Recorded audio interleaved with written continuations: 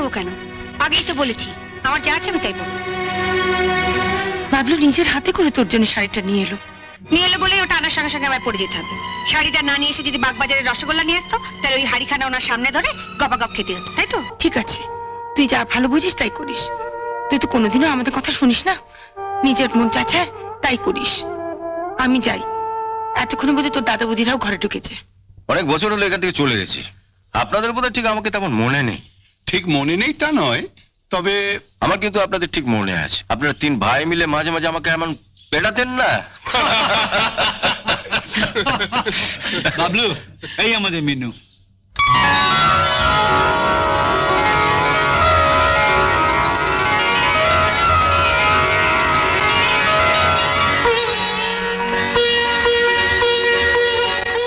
বস।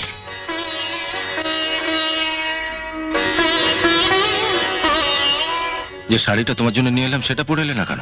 এমনি। আমি এত করে বললাম তবু এত চেয়ে দিবি না। শাড়িটা বুঝি তোমার পছন্দ হয়নি? পাগল, অত দামি শাড়ি আমার পছন্দ হয়নি বললে তো গা শুদ্ধ লোক আসবে। তবে পরলে না কেন? আর তাছাড়া সত্যি কথা বলতে কি, আমি গরিব স্কুল মাস্টারের মেয়ে, অত দামি শাড়ি পরার অভ্যেসও আমার নেই। আপনি আমার জন্য পাত্র খুঁজে দেবেন বলে দয়া করে আমায় দেখতে এসেছেন। আমি ঠিক যা তাই দেখে গেলে আপনার বোধহয় পাত্র খুঁজতে সুবিধা হয়, তাই না? কবে আপনি আমাকে দেখবার জন্য পাত্রকে নিয়ে আসবেন সেটা নিশ্চয়ই আগে থেকে বাবাকে জানাবেন। আমি আপনাকে কথা দিচ্ছি, তার আগে আমি এই শাড়ি পরাটা অভ্যেস করে ফেলবো। আর পাত্র এলে আমি এই শাড়িটা পরে দাঁড়িয়ে বলবো শাড়িটা আপনি আমায় দিয়েছেন। তাহলে তো আর আপনার আফসোস করার কিছু নেই, ঠিক না?